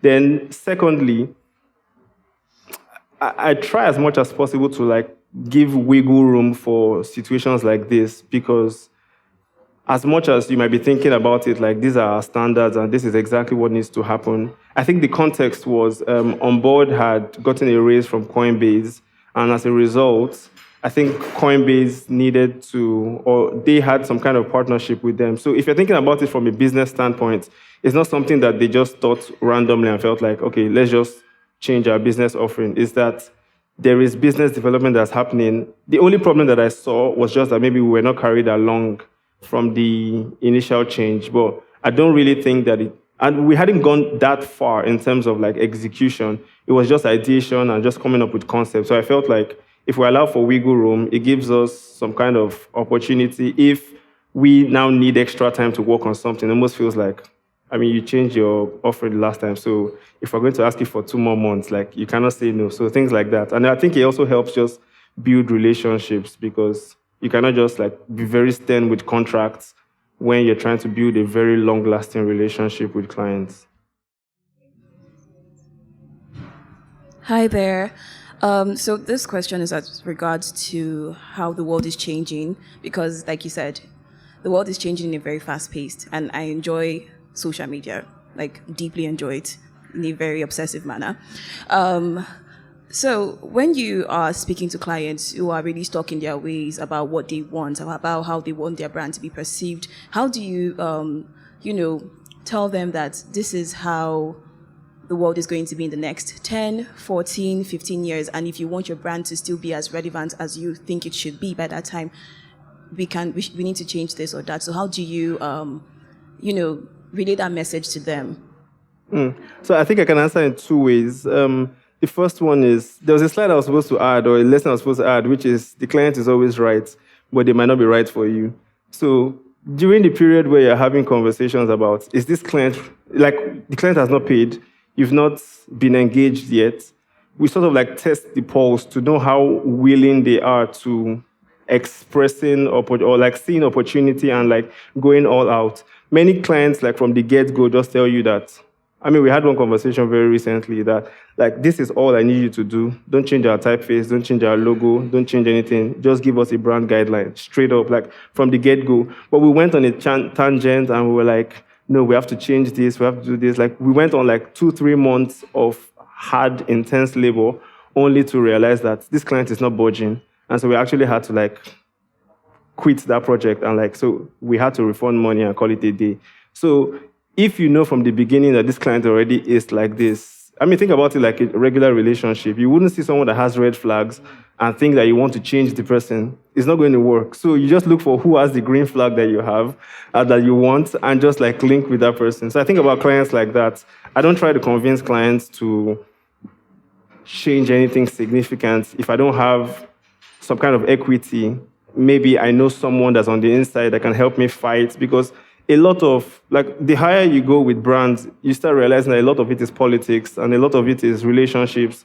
If you have someone on the inside that you can send your deck to, and then he's going to now convince the CEO. So like when you start getting to all those points, it starts feeling like, am I really interested in this part of the work, or do I really want to do the actual work that I want to do? So that's the one part. Then the second part about convincing the clients, I like to think about it like I'm pitching to them what the future might look like. And I think I do it a lot because I don't talk to clients only when it's just work. Like if I see a new presentation that maybe Brian Collins, like very recently, Leland Mashmeyer, if I pronounce the name right, had a talk at D&AD, and I sent it to Yele, who is our Onboard client. I also sent it to Richmond, our Bamboo client, because I'm hoping that in their ability to be open-minded, it helps me really express the ideals that I think are supposed to be what the future entails. But if the clients are not open-minded and it is the time that they've paid money, then I'm trying to bring up new ideas. They'll be like, nah, I'm not interested. I've paid you money. Just do what you want to do. Especially because people are spending so much. I mean, all the budget for any kind of creative work within the past 4 years has reduced drastically. So because of that, everybody is really, really pocket watching, and they're like, if I'm going to spend this money, you have to give me results. And it's why you notice that there's a lot of influencer engagement, because if an influencer says, I'll give you 300 views, you know they're going to give you 300 views. So it's not mathematical. It's no longer emotional, like I just have affinity towards this brand. Is that they paid the influencer 100,000, influencer brought 50 views, case closed, head of marketing will write it as done. So I think that might answer the question. Awesome. Okay, so someone asked a question online, but before I ask that, because I think that's directed at Jordan. Okay, so I'll ask a question to Joseph and Dari. What's it like working at Belonwus? Because you guys work on different projects that are wildly, vast, right? And at the same time, you could be on set today. Tomorrow, you're trying to work on like a brand identity. The next day, you're in a meeting with a client, because you guys always seem to pull up very classy. So I'm like, okay. So what's the vibe like? What's a day in the life of, a Belonwus designer, or what we call it? So I think Dari should answer first.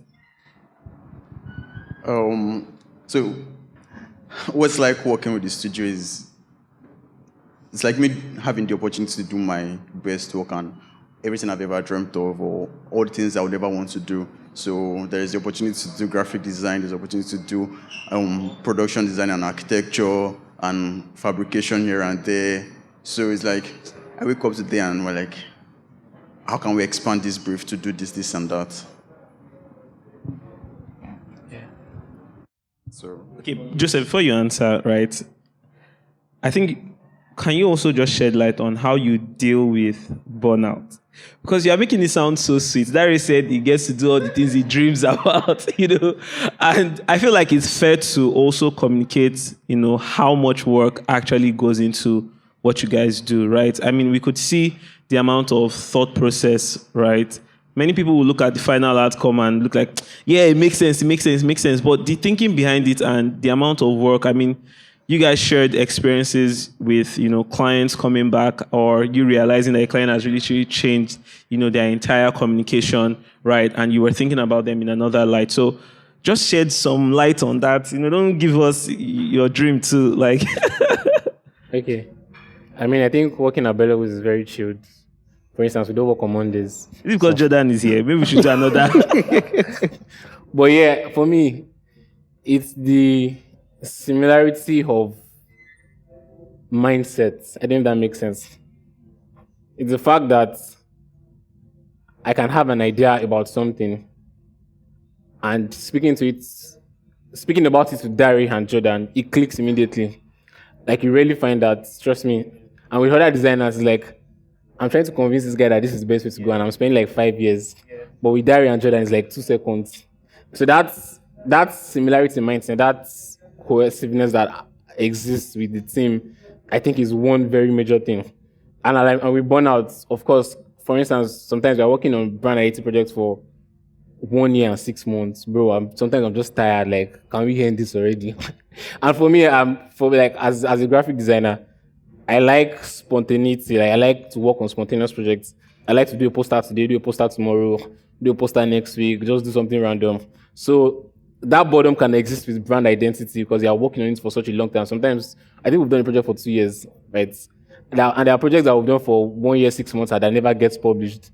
And you're like, bro, it's like I don't say wasted, but I've spent so much time, 1 year, 6 months, and this project is never going to go out. So that's the part of the burnout and the tiredness and the So that's my answer. Okay, so it makes sense. So, from what we've heard right now, it seems like Belonwus Studio is the place to be. All right, so, okay, sounds good. What? It's not all just sweet and rosy. There's really hard work that goes into it. So imagine working on the brand identity project and you're getting a production design brief and you're thinking of both at the same time. So we exert ourselves a lot and we also intentionally take breaks, like Joseph mentioned or hinted. We don't work on Mondays because we intentionally want to take that hard stop to say we're not going to do anything on this day as an extension from Saturday and Sunday. But there's work. There's hard work because imagine thinking of a concept so much that you understand what you did not understand like a month ago, and a client comes and changes it just one random day, and you're able to keep going. So you guys cannot relate with the people that always complain about Monday. Wow, that's good. That's good. Okay, so someone asked a question online. Person said, as a small package design agency, right, that is just beginning its journey, we currently have a handful of clients and a talented team of skilled individuals. I would like to explore effective strategies that can help our agency not only thrive, but also successfully establish a strong market position. What approaches can we take to enhance our ability to serve our clients better while also ensuring that our internal teamwork remains efficient and productive? The person said, I'm eager to learn about best practices, tools, and insight that can guide us in making our agency a trusted partner for our clients and a rewarding place for our team to work. Jordan, you talked about ROI so much. This person wants to know how can he really defend, ROI, and also how can he make, the team experience, right, a pleasant experience. And I think like one of the things that the person can do, at least at first, is to make sure that they don't work on Mondays, right? I think that's a best practice. I believe so. So you can shed more light on that. I think that's a difficult question to answer because like there's not enough context. But some things that I think are principles fundamentally is don't work on things you don't like. It's very difficult to explain this, but a couple of the projects that we get to work on, like this is the process when a client reaches out. Like it's usually via email. So if I get an email, I just forward it to Darian and Joseph and maybe anybody else that might be interested, and I just ask, what do you guys think? And it is the principle that I have because personally I'm the one that's having to deliberate on what salaries are and how much money is in their account. But I want to sort of like shield people from that kind of burden because I realized that a couple of companies that I had past experience, it almost feels like we're under pressure to make money. So any kind of brief, any kind of project, like let's just do it, like regardless of what's happening. And I realized that people end up spending 3 years and the work that they can show during those 3 years are freelance projects because everything that they worked on in that entire agency just felt like I would never add this to my portfolio. So if you work on only things that you like, there's a high chance that you would be really passionate about it and you'd be able to put in your all. But everything else that might need to answer that question feels like I need context. I don't mind if the person should reach out to me personally. Okay. Okay, that sounds good. But I think I have a follow-up question to that, and then we'll open it up to other questions from the house, right? I think because of our geographic location, right? You mentioned that you only pick projects that you are interested, in working on. And I feel like as a business owner, and I think it's really important because you mentioned something about creatives not paying attention to the numbers, and that was one thing that you wished you did much earlier, right? How do you then, blur the line or define the line between a project that you are interested in working on and a project that is going to pay so well, right? Because I feel like money also drives the interest, right? So how do you then create that line? Like, what's that process like for you to really take yourself out of this is good money, but a bad project? Because a lot of people fall into bad projects, not necessarily because they don't know they don't want to work on it, right? But sometimes those bad projects even pay more than the good ones that you're interested in working on. And not everybody is always, there's instances where you're not willing to, just take a lower pay for a better project, right? So how did you get yourself to that point? Because it takes a lot of work to be able to not look at the financial aspect and really focus on, intention. Like, do I really want to work on this or not? I think I'll just say I was lucky, and I think I'm lucky. I don't have a clear principle towards if you take on this project, you're going to make more money, and if you don't take on this, I think aside the fact that I know that we're very good, I also know that there's a degree of luck because I know that there's a whole lot of people that have worked way harder and they don't still have the opportunities that we have. So I'm not trying to take it for granted. However, I still think that if you have a long-term goal, and your long-term goal has nothing to do with being the best Nigerian design studio or being anything Nigerian, you would have to make sacrifices. If you listen to how Steve Jobs spoke to Johnny Ive, he was also always asking him questions like, how many no's have you said today? And Johnny Ive was saying that sometimes he would just say that he said no to some things that were sort of like he was not really interested in. But Steve Jobs would always be like, no. How many no's have you said today that you really wanted to do this thing? However, because of your bigger goal, you decided to decline it. So if you start treating yourself like that, there's no guarantee that you'd eventually succeed.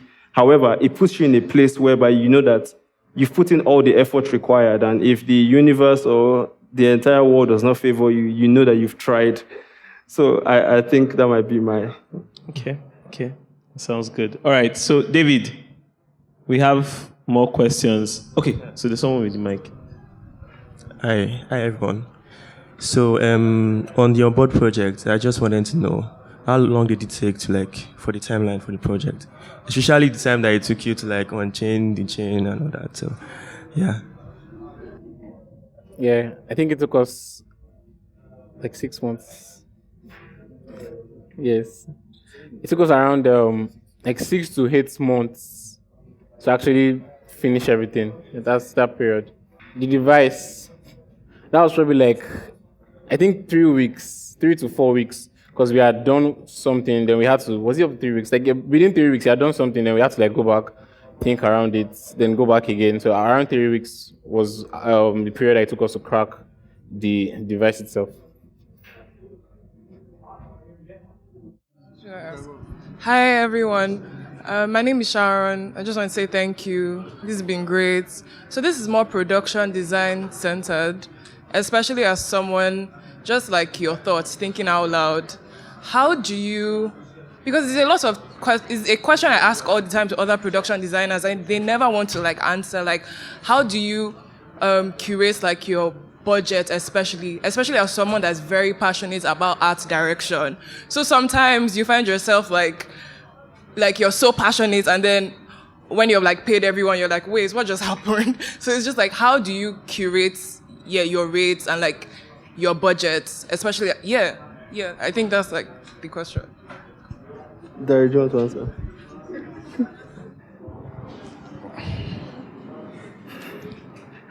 So there is no,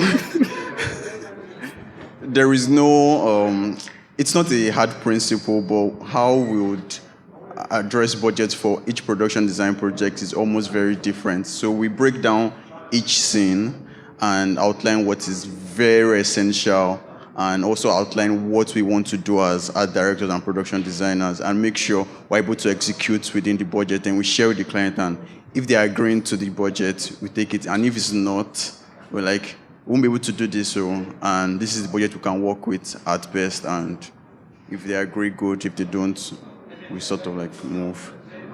Okay, to add to that, I also think that conversations around budget, especially in film, if you're really trying to do great work, is a losing game for a long period of time. So think about it like how Uber is not profitable for the first 5 years, first 10 years, because majority of the projects that we were working on, I think our very first project, we were at a loss, but I really wanted to do it. And because I was able to fund the project from other sources of income, it just felt like I'm doing this for the portfolio. Because our very first project was with a very big director. So we didn't have the opportunity to really say this is what it costs and it has to be this. It was just I really want to work on this and whatever it would take just to make it happen. And so we did that the first time. Second time, I think our third or fourth project, I think the entire set design, there's a particular project where the set design budget was 1 million, but we bought one chair for 350K. So you can already tell that like you're losing money ridiculously. I know that our studio manager was always on my neck because like every single time I'm buying an expensive lamp, I know that we've gone way past budget, but I'm like, let's just do it for this particular one. After this one, no more. But I mean, it never really happens. But I think that if you think about it like you're building a portfolio, so all the money, think about it like it's a business. And so all the money I'm losing, I'm considering it as investment. So it might get to the point where your work is good enough for you to command the kind of figures that you feel you're comfortable with. Then you might be able to sort of break even. But if you think about it from the get-go, the chances that you do great work with very low budget is very, very slim. Hi everyone, good evening. My name is Adesola. So I have a follow-up question on Paul's question about like the timeline. So you said it took like 6 to 8 months, right? How far in were you before they started Zio on chain and chain? Before the direction kind of changed? Yeah. Do you remember? Yeah, 2 months-ish. 2 months? Yeah. Oh.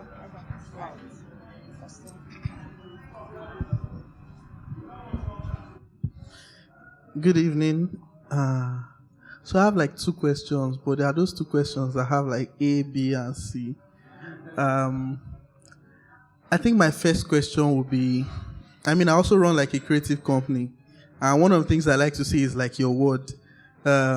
We don't want this place to feel like it's a factory where it is input, output, and there's no like creative flow. So my question is, how do you manage, how do you pay your payment? You talked about numbers. So what's like your payment structure like? Not necessarily the amount, but do you pay your guys per project? Or, this is the salary. So even if we make $1 billion, it's 10K that you say you collect every month. So that's what you're getting. So how do you undo that? And how do you ensure that the place is not it's not looking like, we have to show up at work today just so you are not on career body on Instagram and people are complaining that they hate working. So how do you ensure that there's creativity in the space? So to answer the first question, I think everyone is on a salary except our 2 art directors, because art direction or like production design is not something that we have ridiculously consistently on a month-on-month basis. We can have like very packed months, like June, July is very packed, and then October we might not have a project, and then September we have another project. So because of that, the 2 people that are actually like art directors that are usually on set are on a contract basis. So they're being paid per project. But everybody else, product designer, director, CEO, project manager, they're all on a salary. Yeah. Then the second question, remind me, please. How do you ensure like creativity within the space and it's not looking like your regular 9 to 5 workplace? Honestly, I want to say is probably, it sounds like all this is the grace of God. Because I think, I might be wrong, but I think that I decline projects a lot. And it's because you can tell that the client is going to stress you. And sometimes you're willing to take the stress because maybe there's an opportunity. I mean, if Nike is going to stress me, I don't mind. But there's some people that you know that I'm going to be stressed. However, there's no benefit. Like the final portfolio is not going to be great because after all the stress, they're going to have back and forth to the point where you don't even want your hands or your name on that portfolio at all. So I think I try as much as possible to decline projects like that so that only the ones, I mean, again, if I say it's just by the grace of God, because there's no guarantee that, like nobody has said that, okay, I have $2 million, I'm going to invest in your company, so just keep declining projects, I'll keep funding you guys. But I just think that the work that we're doing is decent enough for us to have continuous inflow. And so we're constantly banking on the opportunity for continuous inflow to continually keep doing the kind of work that we want to do, I think. Okay, my second question, this one is easy. No, I'm not going to forget. Yeah, so, I mean, you do projects for like startup that raise money. My question is, do you do projects for startup that don't raise money? That are trying to raise good stuff out there? Because, I mean, looking at this deck, it's expensive, it's a lot of work. Like, do you do for startups that is... Help me, Lord. If we're working on projects like that, it's probably my friends. And like because I have a lot of friends that are creatives, it's easy for me to and because I think the most fun projects are usually not the most funded. And so you'd see a project that really looks exciting, like it feels like they're going to do really cool work. However, they don't have 1% of the budget that a typical Nigerian bank has. However, I don't really think that a Nigerian bank is like an elite client in terms of like quality of work, because the bureaucracy that you'd face trying to like solve multiple problems does not really allow you to do greatness.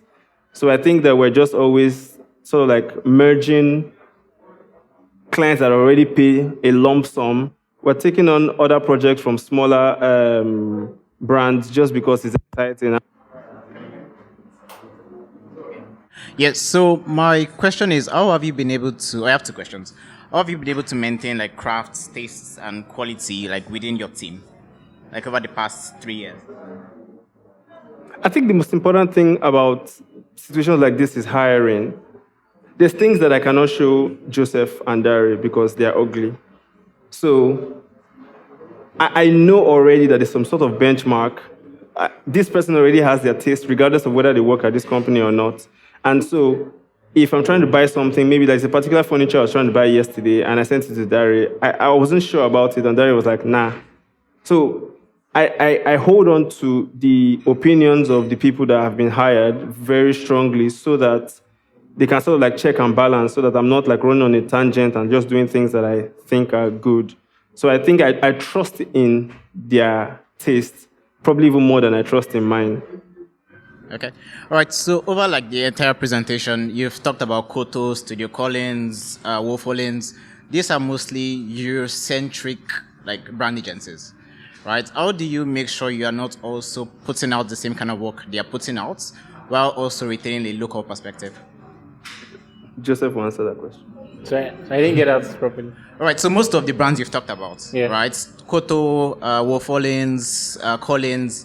These are Eurocentric brand agencies. Okay. Like they create work for like white people, right? How do you make sure you're also not doing the same thing in your own agency, creating another generic white brand, in quotes, like while maintaining like a local African perspective? I think design is global.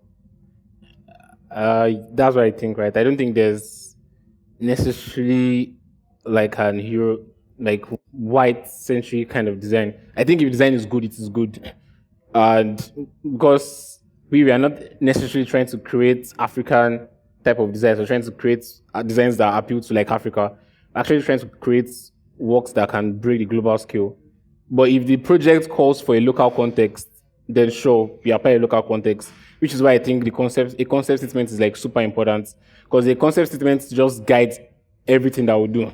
So we are not looking at, oh, does this design look Eurocentric or does this design look Afrocentric, right? It's just, is it good? If it's good, then it's of global quality. And once you have a very solid concept statement that serves as a guide to everything that you do, I think that we are good. Okay, awesome. So as we wrap up today's session, right, and pretty much Huddle for 2024, I mean, that's something to celebrate, guys. Okay, cool. So I'd just like you guys to say 2 top things each, right, that you're looking forward to for 2025, you know, not your love life, I'm talking about in terms of, you know, like the creative landscape, maybe projects, you know, can give us the gist. Don't worry, we won't air it online, right? But, you know, what are 2 top things that are really top of mind for you that as you're going into, you know, 2025, as designers, you know, as creative people, and I think also as thought leaders, you know, and also as a studio. So maybe we'll start from Daria and then Jordan can wrap it up. Okay, internally, for 2025, we are looking to actually put out more of our work because a lot of people don't know the kind of work we do or they've never seen some of our projects. So in coming months, we'll be putting out a lot of the work we've done in the past. So that's something I'm looking forward to. Okay, for me, I think something that I look forward to working on in 2025 is maybe a Nike project. To be honest. I really just want to work on something that is global, right? That is beyond the borders of Nigeria and something that is impactful. Maybe like a Nike project in the context of Nigeria or like a Nike project in the context of Africa, just the way you have Nike projects in the context of Japan, India, and the likes, Brazil, how like Mexican designs are like very fire. So I really want to do that kind of quality of work, graphic design that is for a global brand, but then is in the context of like the African space. Yeah, for me next year, D&AD, I really, like every single year I keep checking, no Nigerian studio has won a D&AD. Nigerians have won D&ADs, but they're not like based in Nigeria. So I'm really looking forward to that opportunity where there's a Nigerian studio that is winning a D&AD for Nigerian work or for work done out of Nigeria. That's one. And then secondly, I'm looking forward to serious money. Nice. Okay, I'm also looking forward to serious money. All right, that being said, can we put our hands together for the Belonwus team?